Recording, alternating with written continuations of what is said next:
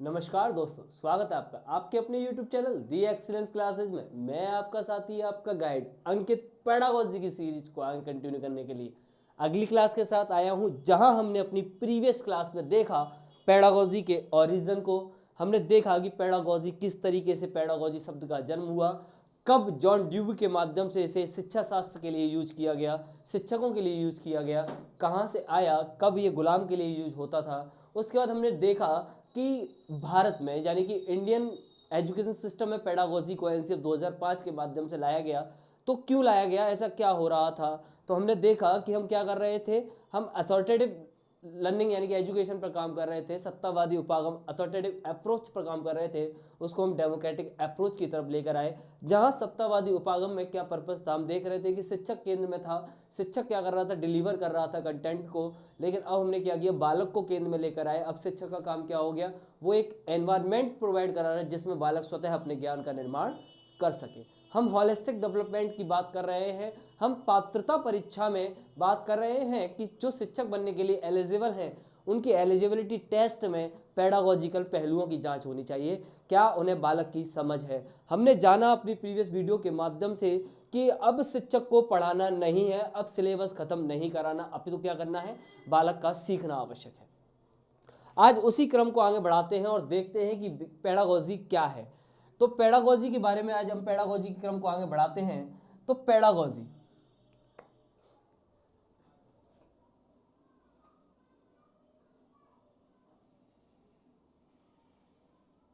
Pedagogy pedagogy शिक्षा शास्त्र, हिंदी में क्या कहते हैं हम इसको, हिंदी में कहते हैं शिक्षा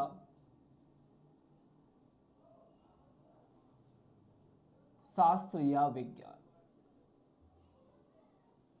शिक्षा शास्त्र या विज्ञान। पेडागोजी क्या है, पेडागोजी क्या है? पेडागोजी वह शास्त्र है जो बालक को अधिगम में नेतृत्व प्रदान करता है।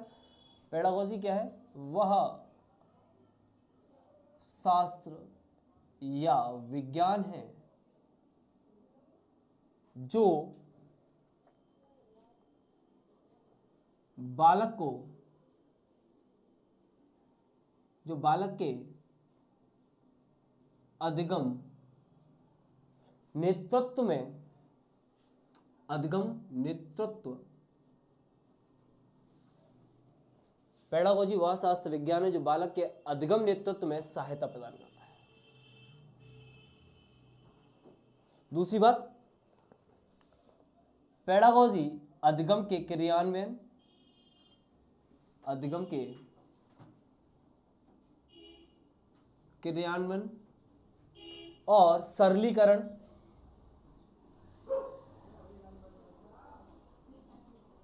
अधिगम के क्रियान्वयन, अधिगम के सरलीकरण, अधिगम को सुविधा, अधिगम के सुविधाकरण में सहायक की भूमिका निभाता है। यानी कि पेडागोजी क्या करेगा, पेडागोजी शिक्षक को इस लायक बनाएगा कि वो अधिगम को सुविधाजनक तरीके से क्रियान्वित कर सके, वो एनवायरमेंट को प्रोवाइड कराने, बालक को वो एनवायरमेंट प्रोवाइड कराने में दिक्कत ना महसूस करे जो बालक की आवश्यकता है। तो पेडागोजी वह शास्त्र है। इस पेडागोजी में होता क्या है, शास्त्र का आरंभ कहां से होता है?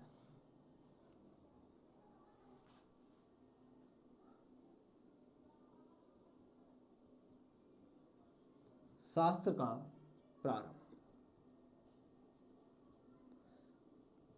शास्त्र के प्रारंभ के लिए सबसे पहली आवश्यकता है अप्रोच यानी कि उपागम की। अप्रोच यानी उपागम, अप्रोच यानी कि उपागम। दूसरी आवश्यकता है मेथड्स की, यानी कि विधियां।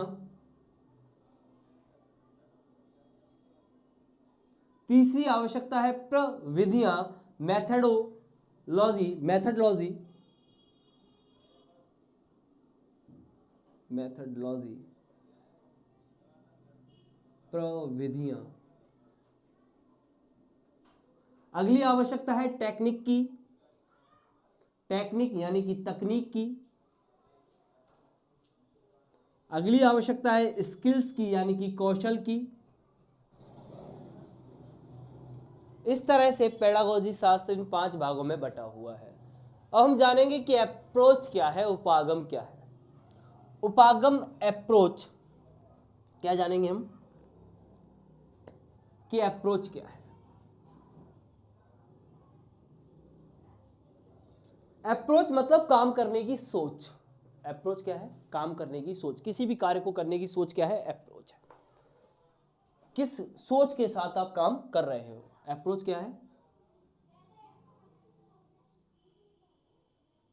काम करने की सोच क्या है, इसे बोलते हैं हम अप्रोच। जैसी सोच होगी काम करने की वही अप्रोच होगी, आप उसी अप्रोच के तहत उस काम को करेंगे। इसके बाद आता है विधि। इसके बाद विधि आता है, यानी कि उस काम को करने के लिए, यानी कि सेकंड ऑप्शन, सेकंड क्या है आपका? विधि। उस काम को करने के लिए किस मेथड का आप यूज करने वाले हैं, कौन सा तरीका सबसे अच्छा होगा, यानी कि कौन सा काम के लिए कौन सा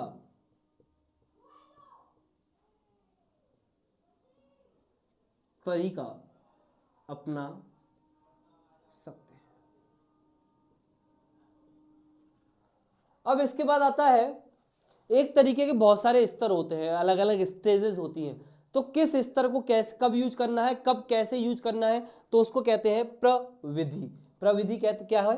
प्रविधि। तीसरा पॉइंट, तीसरा पॉइंट क्या है? स्तर के विभिन्न तरीके।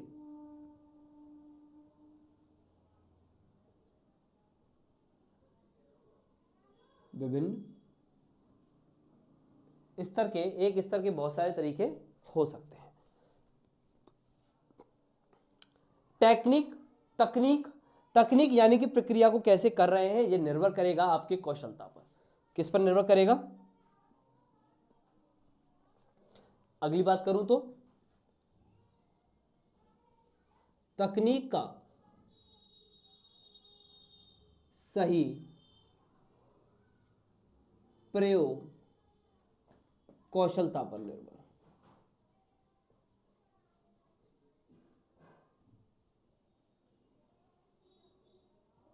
यानी कि अगर आपके पास स्किल्स हैं तो आप टेक्निक का सही उपयोग कर पाएंगे, और स्किल्स नहीं है तो आप टेक्निक का सही उपयोग नहीं कर पाएंगे। ठीक है, तो ये है आपका शास्त्र। इस सब के अनुसार हम क्या देखेंगे? रणनीति देखेंगे, टीचर की शैली देखेंगे, स्किल्स को देखेंगे कि टीचर किस तरीके से काम कर पा रहा है।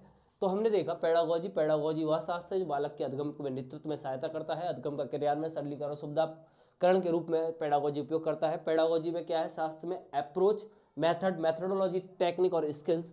अप्रोच काम करने की क्या सोच है, कौन सा तरीका अपना सकते हैं, उस तरीके किस स्तर को किस तरीके से अप्लाई करते हैं, और कितनी स्किल्स हैं जो टेक्निक को बेहतर तरीके से उपयोग में ला सकती हैं। तो इस तरीके से शास्त्र चलता है पेडागोजी। तो ये आपको एज अ टीचर, आप भविष्य के टीचर हो, भविष्य की नींव आपके कंधों पर है, तो आपके पास वो टेक्निक, वो स्किल्स होनी चाहिए, वो अप्रोच होनी चाहिए, एक बेहतर अप्रोच, जिससे आप बालक का बेहतर तरीके से अधगम करा सकें। उम्मीद करता हूँ कि ये बात आपकी समझ में आई होगी। आप इसका स्क्रीनशॉट ले सकते हो, फिर इसके आगे की बात करते हैं।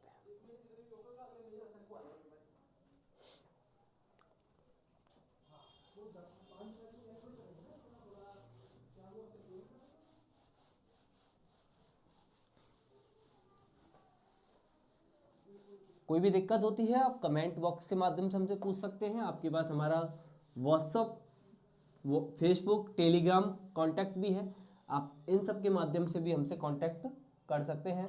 बात करते हैं कि इस पेडागोजी का पर्पस क्या है, उद्देश्य क्या है। पेडागोजी का उद्देश्य क्या है, कि क्यों इस पेडागोजी को आपके पाठ्यक्रम में जोड़ा गया, क्यों जीवन कौशल, स्किल्स की बात आपके पाठ्यक्रम में की गई। तो पेडागोजी का जो पर्पस है वो होलिस्टिक डेवलपमेंट का है, संपूर्णतावादी विकास का है।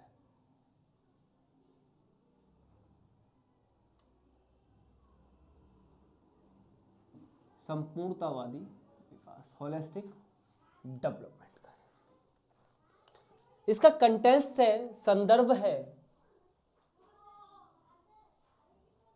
संदर्भ है सामाजिक सांस्कृतिक वातावरण में संपूर्णतावादी विकास, यानी कि आपको ये विकास कहां पर करना है, सोशल कल्चरल एनवायरनमेंट में, सामाजिक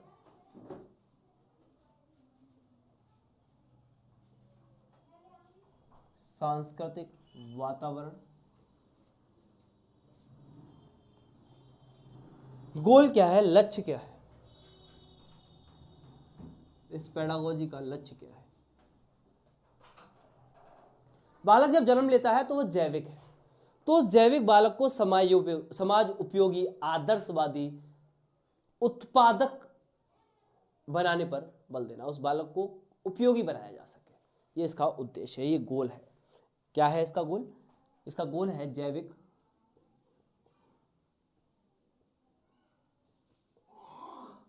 बालक को एक समाजोपयोगी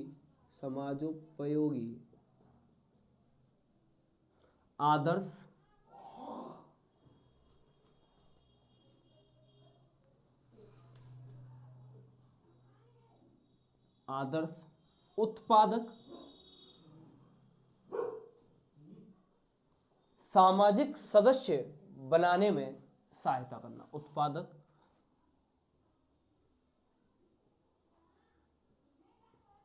सामाजिक सदस्य बनने में सहायता देना।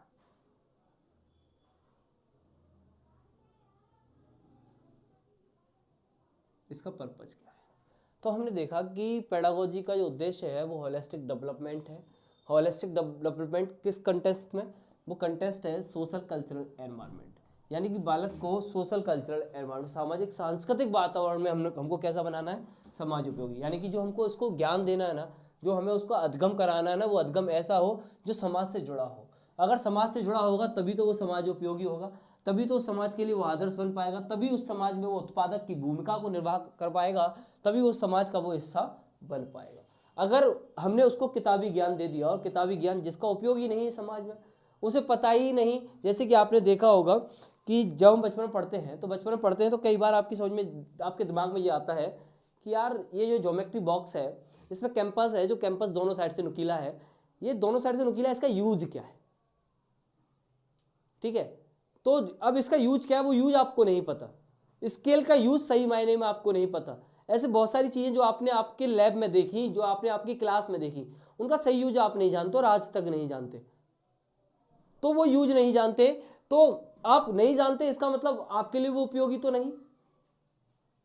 आपने फिजिक्स को भी पढ़ा, केमिस्ट्री को भी पढ़ा, लेकिन क्या फिजिक्स केमिस्ट्री आपकी समझ में आया, जिनकी समझ में नहीं आया। मैथ को भी बचपन से बच्चा पढ़ता आ रहा है, लेकिन क्या हो रहा है, बच्चे को डंडे के डर से डराया जा रहा है, डरने की वजह से वो सीख नहीं रहा, रट रहा है। यानी टीचर ने अगर क्वेश्चन करा दिया और सेम टू सेम बोल दिया तो हमने कर लिया, लेकिन इक्वेशन कैसे डेवलप होगी ये नहीं जान पाए। तो हमें इसी सोच को बदलना है, इसी आइडियोलॉजी को बदलना है, इसी विचारधारा को बदलना है। क्योंकि हम क्या कर रहे थे, हम सिर्फ और सिर्फ कॉपी पेस्ट कर रहे थे, हम बालक को समाजोपयोगी बना ही नहीं पा रहे थे, हम बालक को उत्पादक बना ही नहीं पा रहे थे। आपने सुना होगा एक बारी लखनऊ में सफाई कर्मचारी 4th श्रेणी की कुछ भर्तियां निकली। उस 4th श्रेणी की भर्तियां जो इंटरव्यू बेस पर थी, उस भर्ती में क्या हुआ, उस भर्ती में सफाई कर्मचारी लाइक क्वालिफिकेशन मांगी, मैट्रिक्स मांगा था, लेकिन अनएम्प्लॉयमेंट कहते हैं हम इस बात को, लेकिन सही मायने में वो अनएम्प्लॉयमेंट है नहीं। एक पीएचडी वाला, जो पीएचडी जिसके नाम के आगे डॉक्टर लग जाती है एजुकेशन में, वो पीएचडी वाला सफाई कर्मचारी के फॉर्म को भर रहा है, इंटरव्यू पोस्ट थी, और वो फॉर्म उसमें इतने भरे गए कि गवर्नमेंट को उस पोस्ट को डिलीट करना पड़ा, खत्म करना पड़ा। उन्होंने कहा कि सालों तक हम इंटरव्यू ही लेते रहेंगे और पोस्ट कंप्लीट नहीं हो पाएगी, इतने फॉर्म फिल किए गए। तो उस पीएचडी वाले ने ऐसा क्यों कहा, क्यों किया, क्योंकि सही मायने में पीएचडी की डिग्री तो मौजूद है, लेकिन वो पढ़े नहीं। BSc, MSc, MTech, BTech, technical बंदा होने के बाद भी अगर उसे आर्ट साइड की तरफ आना पड़ रहा है, आर्ट साइड यानी कि जो जिस काम को कर रहा है उसको छोड़कर कहीं और जाना पड़ रहा है, तो इसका मतलब वो उस काम में माहिर नहीं था, उसका भरोसा टूटा अपने ऊपर से, तभी तो वो कहीं और गया, नीचे अगर जाना पड़ रहा है तो। एक बीटेक एमटेक वाले से उम्मीद होता है कि वो उम्मीद होती है कि वो आईटी सेक्टर में जाके अपना काम करेगा।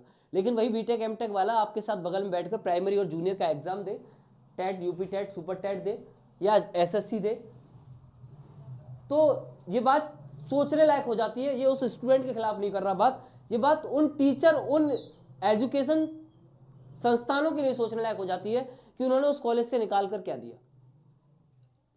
क्या उन्होंने इंजीनियर दिया? क्या उन्होंने डॉक्टर दिया? क्या उन्होंने साइंटिस्ट दिया?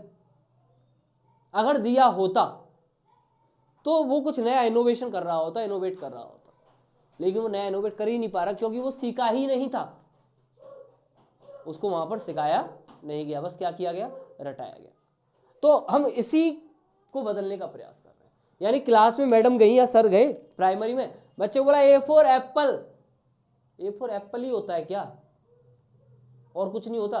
तो बच्चे को आप कह रहे हैं कि ए फॉर, अगर आप कुछ और भी बताने की कोशिश कर रहे हैं, अहमदाबाद के, नहीं एप्पल ही होता और कुछ नहीं होता, वो ये कहेगा। तो हम क्या कर रहे हैं, हम वन वे प्रोसेस चला रहे हैं। यानी बचपन से आज पीढ़ियां बदल गई, सालों गुजर गए, देश को आजाद हुए 70 साल से ऊपर हो गए, लेकिन ए फॉर एप्पल से स्टार्ट हो रही क्लास। अगर बच्चा, आजकल एक और चीज इंडिया में क्या चल रहा है प्रचलन में, अगर आप हिंदी बोल रहे हैं, अगर आप हिंदी बोल रहे हैं तो आपके पास ज्ञान नहीं है, नॉलेज नहीं है। इंग्लिश बोलना तो है, क्या है इंग्लिश, किसी की इंग्लिश कमजोर रहेगी तो क्यों कमजोर रहेगी, क्योंकि उस टीचर ने डंडा उठाया और डंडा उठाकर डराने का काम किया। तो दंड सिखाने का काम नहीं करता। बताऊंगा अभी मैं आपको आगे बताऊंगा कि दंड से नुकसान क्या है, पुरस्कार से नुकसान क्या है, हमें क्यों इनको सीमित मात्रा में प्रयोग करना चाहिए, क्यों एनसीएफ ने इस बात को कहा। अगर आप चॉकलेट ही देने जाओगे ना, रोजाना चॉकलेट दोगे, तो एक तो आपके पैसे तो खर्च होने होने, लेकिन उसका नुकसान स्टूडेंट के जीवन पर क्या पड़ेगा, ये भी मैं आपको बताऊंगा। तो ये बड़ी सोचने लायक बात हो जाती है। इसीलिए हमने क्या किया, अब टीचर को ये नहीं सोचना कि मुझे सिलेबस कैसे खत्म कराना है। अब टीचर ने क्या किया, बस क्लास उसकी शांत हो जाए, सिलेबस खत्म हो जाए, बात खत्म, टेंशन खत्म हो गई। नहीं भाई, अब नहीं करना। अब हमें क्या करना है, अब हमें सिखाना है। बच्चे का सीखना बड़ा जरूरी है, और इस विचार को दिमाग से निकाल देना है कि हर बच्चा इंजीनियर होगा, हर बच्चा आईएएस होगा, हर बच्चा डॉक्टर होगा। नहीं होगा भाई। कुछ सचिन तेंदुलकर, विराट कोहली भी पैदा होंगे इस देश में, कुछ एमएस धोनी पैदा भी होंगे, कुछ रोनाल्डो जैसे प्लेयर भी पैदा होंगे, कुछ मैसी जैसे भी लोग पैदा होंगे, कुछ सुनीता विलियम्स भी पैदा होंगी इस देश में, कुछ पीटी ऊषा भी। तो खेल में भी जा सकता है, कुछ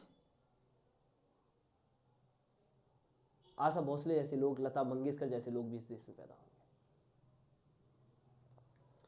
तो एक बच्चा कहीं भी किसी फील्ड में अपने आप को, कुछ इंदिरा गांधी भी पैदा होंगी इस देश में।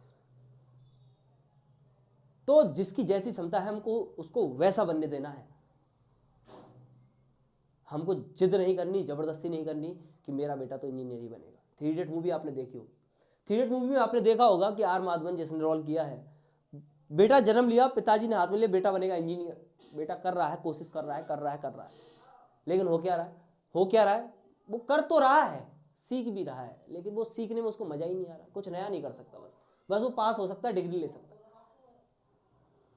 उसको मजा नहीं आ रहा। लेकिन जैसे उसे जब मौका मिला, फोटोग्राफर बनने निकल गया। तो अपने काम में जब व्यक्ति, यानी कि अगर सचिन तेंदुलकर के पिताजी उसे रोकते कि नहीं हम तुम्हें क्रिकेटर नहीं बनने देंगे, तो आज सचिन तेंदुलकर को पूरे देश का पूरा कोई भी नहीं जान रहा होता। उसके शायद आस पड़ोस के लोग भी सचिन तेंदुलकर को ढंग से नहीं जानते। ऐसे कितने सचिन तेंदुलकर इस देश में, कितनी प्रतिभाएं दब गई, कितनी दबकर मर गई। आपके पड़ोस में भी ऐसे बहुत सारे लोग होंगे। तो हमें क्या करना है, हमें एज अ टीचर, इस टीचिंग का मतलब ये कतई नहीं है कि आपको क्लास का पाठ्यक्रम खत्म कराना है। इस टीचिंग का मतलब ये है कि आपको बालक की प्रतिभा को निखारना है। ये विचार जब आपके दिमाग में घर कर जाएगा, तब आपके क्वेश्चन सही होने लग जाएंगे। आगे की बात करते हैं। और आगे क्या है, आगे होलिस्टिक डेवलपमेंट है। कितनी की हुई देखिए,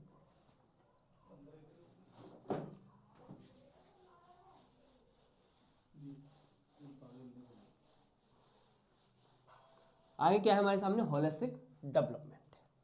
होलिस्टिक डेवलपमेंट को जानते हैं, संपूर्णतावादी विकास को जानते हैं।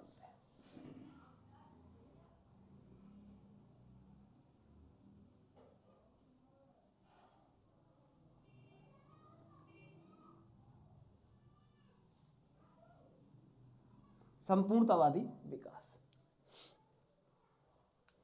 संपूर्णतावादी विकास के लिए ज्ञान अधिगम के आधार के लिए पहली चीज लूंगा ज्ञान को। ज्ञान का अधिगम का आधार, ज्ञान या अधिगम का आधार।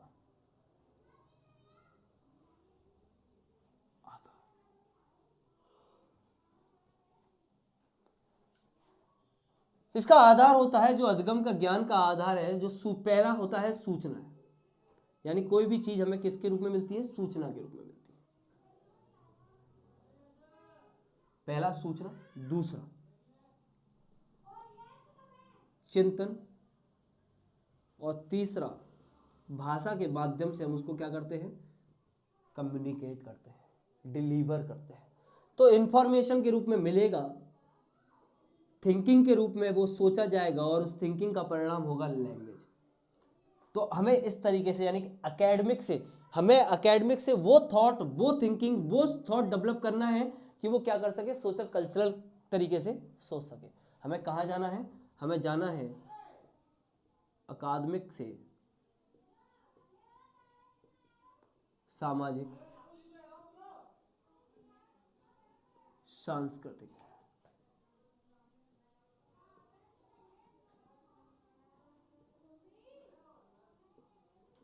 अकादमिक से कहाँ जाना है? सामाजिक सांस्कृतिक। तो ज्ञान का आधार information, thinking and language. Language communicate करने का काम करेगा। आगे की बात करता हूं, शिक्षण अधिगम प्रक्रिया का आधार।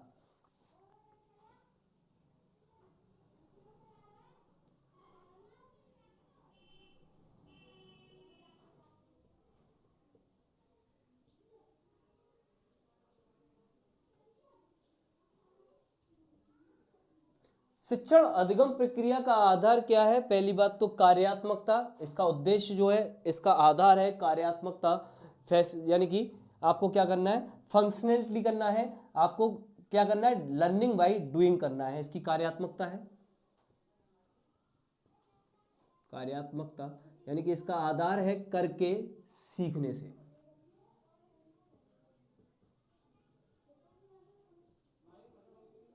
करके सीखने से। इसका उद्देश्य है, इसका उद्देश्य है संपूर्णतावादी विकास।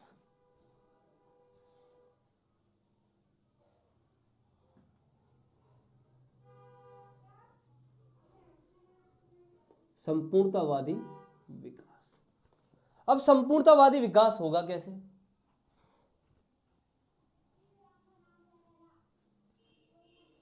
मैंने तीन चीजें लिखी है, सूचनाएं, चिंतन और भाषा। तीनों चीजों को लिखते हैं। भाषा, चिंतन,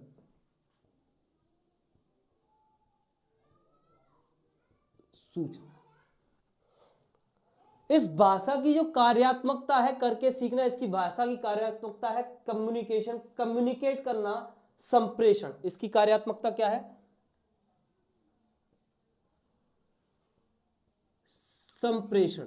कम्युनिकेशन है, कम्युनिकेट करना है, आदान प्रदान करना है विचारों का। इसकी क्या है कार्यात्मकता? संप्रेषण है, कम्युनिकेशन है। ये तो इसको हम बोलते हैं संप्रेषण पेडागोजी, कम्युनिकेशन पेडागोजी। और इस कम्युनिकेशन पेडागोजी में आप पढ़ेंगे लैंग्वेज की पेडागोजी। मैं आपको बता रहा हूं अब हम पेडागोजी पढ़नी कैसी है आपकी सब्जेक्ट की। इस कम्युनिकेशन पेडागोजी में आप क्या पढ़ते हैं? लैंग्वेज की पेडागोजी, हिंदी, इंग्लिश, संस्कृत। तो इसमें हम किसकी पेडागोजी पढ़ेंगे? भाषा की पेडागोजी।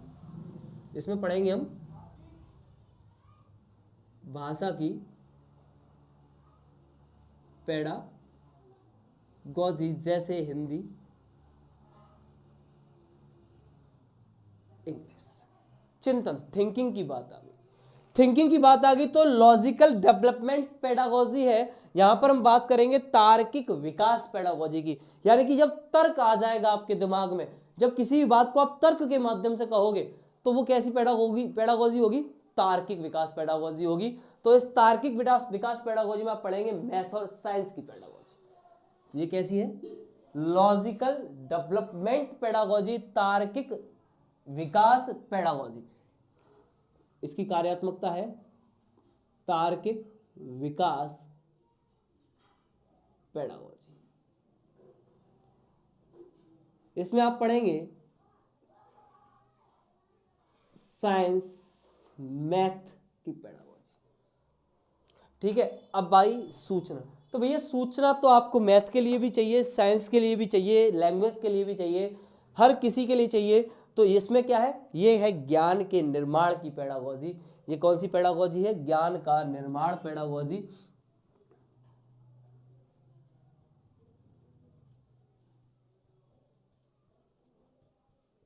ज्ञान का निर्माण पेडागोजी, और इसके लिए ये जो जरूरी है हर सब्जेक्ट के लिए। तो ऑल सब्जेक्ट्स।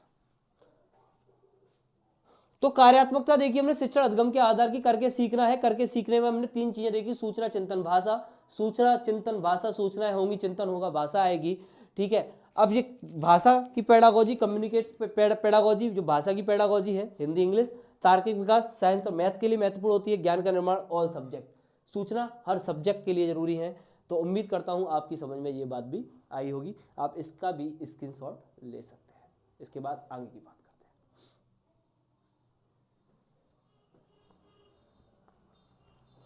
आगे की बात हम आपसे आगे की वीडियो में करेंगे, जिसमें हम बात करेंगे भाषा चिंतन और सूचना को लेकर।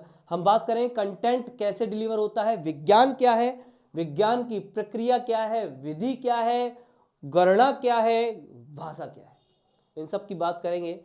तो उम्मीद करता हूं कि क्लास आपकी समझ में आई होगी।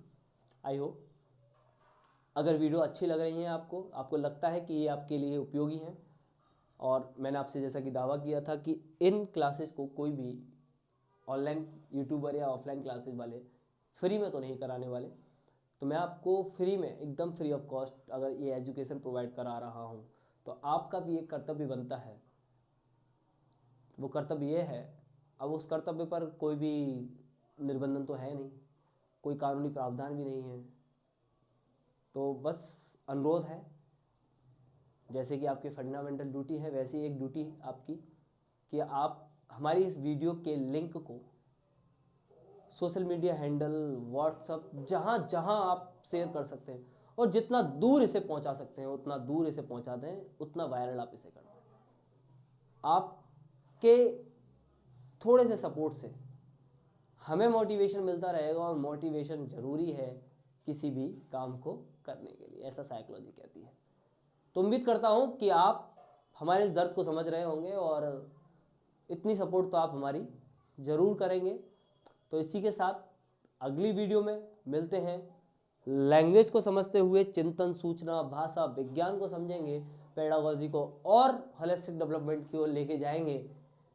अभी पेडागोजी को शुरुआत किया है, अभी पेडागोजी बड़ा लंबा चलने वाला है।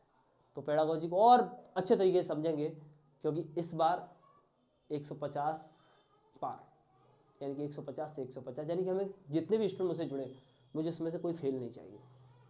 आप सब मुझे पास चाहिए हो आपके एग्ज़ाम में। मैं चाहता हूँ कि ऊपर परमात्मा करे, ईश्वर अल्लाह जो भी हैं वो सब करे कि आप सबको आपकी मेहनत के परिणाम मिलें। तो उस मेहनत के परिणाम के लिए मैं आपके साथ ईमानदार कोशिश कर रहा हूँ। आप मेरे साथ ईमानदार बनकर रहिए, थोड़ा सा सपोर्ट करते रहिए, आपका सिलेक्शन दिलवा कर रहेंगे, ये वादा है हमारा हमसे। Thank you.